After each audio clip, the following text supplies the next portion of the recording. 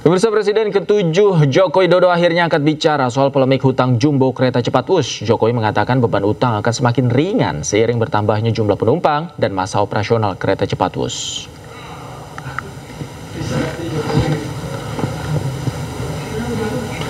Jokowi menjelaskan bahwa proyek kereta cepat Jakarta-Bandung dikerjakan karena kemacetan Jakarta yang sudah sangat parah.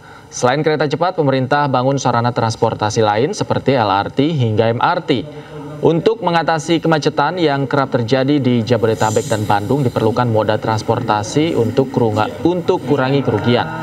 Jokowi menilai transportasi massal tidak bisa dilihat dari laba, melainkan juga dari manfaat sosial. Jokowi menyebut utang kereta cepat Jakarta-Bandung bisa berkurang seiring berjalannya waktu dan peningkatan jumlah penumpang. Kalau setiap tahun naik orang berpindah, ya kerugiannya kan semakin mengecil. Ini kan baru tahun pertama. Mungkin diperkirakan EBITDA-nya juga sudah positif dan diperkirakan akan lebih turun lagi setelah 6 tahun. 6 tahun.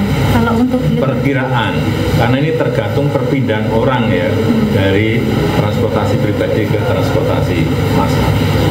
Kalau tanggapannya yang kerugian bus ini tidak ditanggung APBN seperti apa? Itu kewenangan pemerintah. Saya nggak mau jawab. Pemirsa, saling lempar kewajiban bayar utang kereta cepat Jakarta-Bandung belum berujung. Menteri Keuangan Purbaya tetap enggan bayar utang PT KCIC pakai APBN.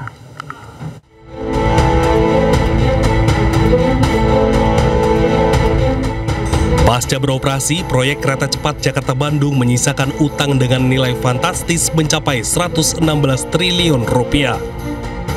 Utang ratusan triliun itu tak hanya menjadi beban bagi konsorsium BUMN yang terlibat, namun juga membuat pemerintah pusing 7 keliling. Menteri Keuangan Purbaya Yudisadewa enggan membayar utang proyek kereta cepat menggunakan uang APBN. Menteri Koboi ini dengan tegas menilai kewajiban bayar utang harus diselesaikan oleh BPI dan Antara. Begini, bukan utang yang nggak dibayar, kan pemerintah kalau dulu kan semuanya pemerintah yang tadinya begitu kan, tapi ketika sudah dipisahkan dan seluruh dividen masuk ke Danantara cukup mampu untuk membayar itu. Jadi bukan nggak dibayar utangnya, dibayar tapi Danantara bukan APBN. Sikap Menteri Keuangan membuat Danantara mau tak mau harus membayar utang PT KCIC. Tak hanya utang, pemerintah dan otoritas terkait juga harus mengusut dugaan markup pada proyek ini yang membuat beban utang membengkak dan merugikan negara. Dari Jakarta, Tim Liputan iNews melaporkan.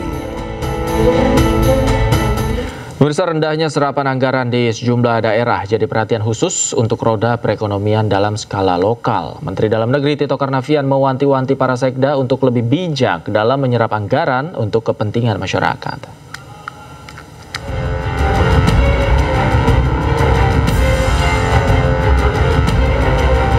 Menteri Dalam Negeri Tito Karnavian menyinggung rendahnya serapan anggaran daerah di sejumlah kabupaten kota di Indonesia. Hal itu diungkapkan Tito saat memberikan pengarahan di hadapan 1.104 sekretaris daerah Kepala Bapeda se-Indonesia di kampus IPDN Jatinangor, Sumedang pada Senin pagi. Tito juga menyebut masih ada beberapa daerah yang belum maksimal mengelola anggaran daerah, salah satunya dengan menyimpan uang di bank. Dalam membuat perubahan di sana.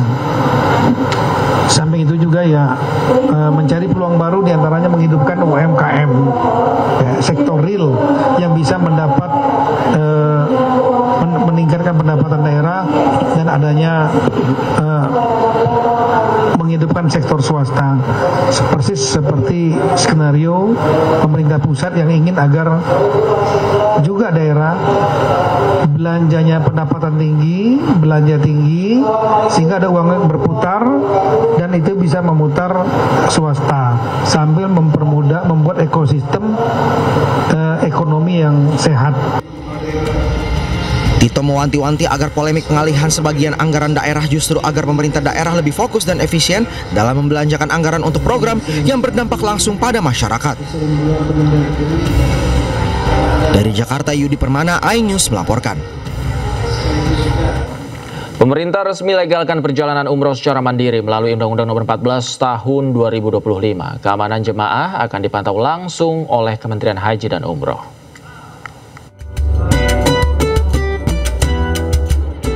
Pemerintah resmi memperbolehkan pelaksanaan ibadah umroh secara mandiri tanpa harus melalui Biro Perjalanan Umroh. Pemerintah pun pastikan keamanan umroh mandiri dengan mekanisme yang juga dipantau langsung oleh Kementerian Haji dan Umroh. Mereka harus juga terdaftar atau melaporkan atau melakukan pemesanan, misalnya hotel, kemudian layanan-layanan lainnya di Saudi Arabia melalui sistem nusuk yang terintegrasi antara Kementerian Haji Arab Saudi dengan Kementerian Haji Indonesia, sehingga kita bisa mendapat data yang benar terkait dengan jamaah umroh yang berangkat ke Saudi Arabia, dan kita bisa melakukan perlindungan terhadap jamaah-jamaah umroh tersebut. Meski demikian, umroh mandiri juga memiliki kelebihan dan kekurangan tersendiri bagi jemaah. Keuntungannya, jemaah bisa lebih berhemat karena biaya perjalanan lebih terjangkau. Tidak ada jadwal rutinitas terikat oleh rombongan. Jemaah dapat beribadah sesuai kebutuhan dan keinginan pribadi. Dan jemaah dapat memiliki pengalaman umroh yang lebih personal. Sementara kekurangan umroh mandiri adalah persiapan dokumen perjalanan dilakukan sendiri. Perjalanan mandiri berisiko tersesat, kesulitan berkomunikasi dengan warga lokal hingga penipuan. Kurangnya informasi yang berakibat fatal terhadap perjalanan umroh. Dan terakhir, tidak memiliki izin resmi dari otorita Arab Saudi.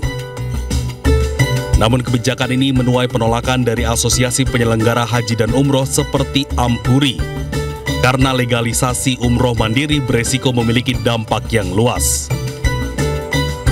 Kita ke informasi lain, pemirsa. Pembawa acara KTT ASEAN di Malaysia salah sebut nama Presiden Indonesia. Saat tiba di lokasi acara, Presiden Prabowo Subianto malah dipanggil Joko Widodo.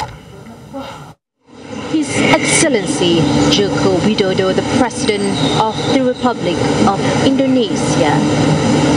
Now, as the world's third largest democracy and a founding member of ASEAN, Indonesia continues to be a central voice in ASEAN's geopolitical identity and global engagement. Welcome, Your Excellency. Pembawa acara KTT ASEAN ke-47 di Kuala Lumpur, Malaysia, salah ucap saat menyebut nama Presiden Republik Indonesia. Alih-alih menyebut Prabowo Subianto, pembawa acara malah menyebutnya dengan nama Presiden ke-7 RI Joko Widodo. Kemudian setelah turun dari mobil, Presiden Prabowo disambut hangat oleh Perdana Menteri Malaysia Anwar Ibrahim. Presiden Prabowo kemudian masuk ke dalam Kuala Lumpur Convention Center untuk menghadiri KTT ke-47 ASEAN.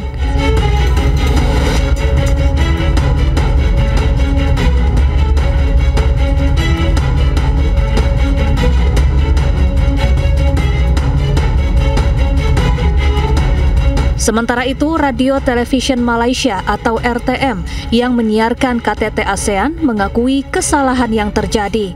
RTM menyampaikan permohonan maaf kepada Presiden dan masyarakat Indonesia.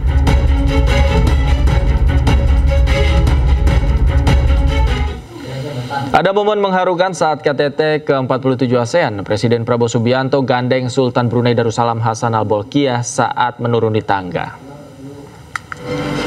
Momen Sultan Brunei Darussalam Hassan Al-Bolkiah digandeng Presiden Prabowo berlangsung setelah para pemimpin negara melakukan sesi foto bersama.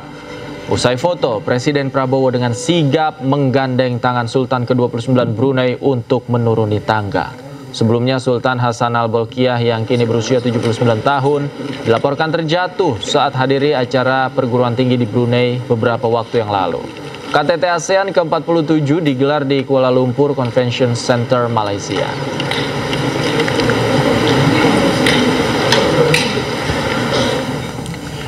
Di hadapan seluruh pemimpin negara peserta KTT ke-47 ASEAN, Presiden Amerika Serikat Donald Trump kembali memuji Presiden Prabowo Subianto. Trump puji kepemimpinan Prabowo yang aktif wujudkan perdamaian di Timur Tengah. Dan pemirsa, informasi yang akan hadir ini sekaligus menutup jumpa kita di iNewsroom malam hari ini. Temukan informasi-informasi terbaru lainnya di www.inews.id. Cuplikan tayangan berita iNews juga dapat Anda saksikan di kanal YouTube @official iNews. Saat lagi rekan saya Reni Arumsari akan hadir dalam program iNews Prime. Akhir kata, saya Davi Pratama pamit undur diri. Terima kasih, selamat malam, sampai jumpa.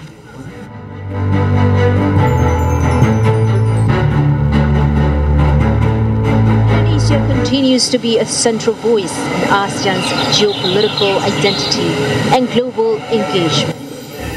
Lagi-lagi Presiden Amerika Serikat Donald Trump memuji kepemimpinan Presiden RI Prabowo Subianto.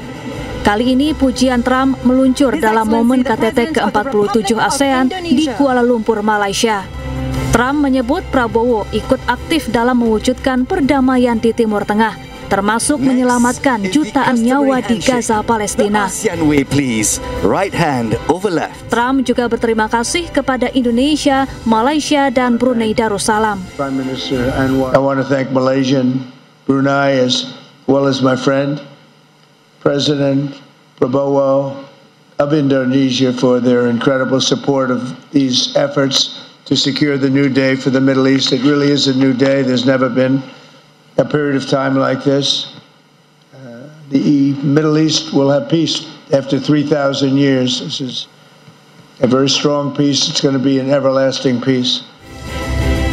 Sebelumnya, Trump memuji Prabowo dalam berbagai kesempatan, di antaranya saat sidang umum PBB di Amerika Serikat pada 23 September dan saat KTT Perdamaian Gaza di Mesir 13 Oktober lalu. Prabowo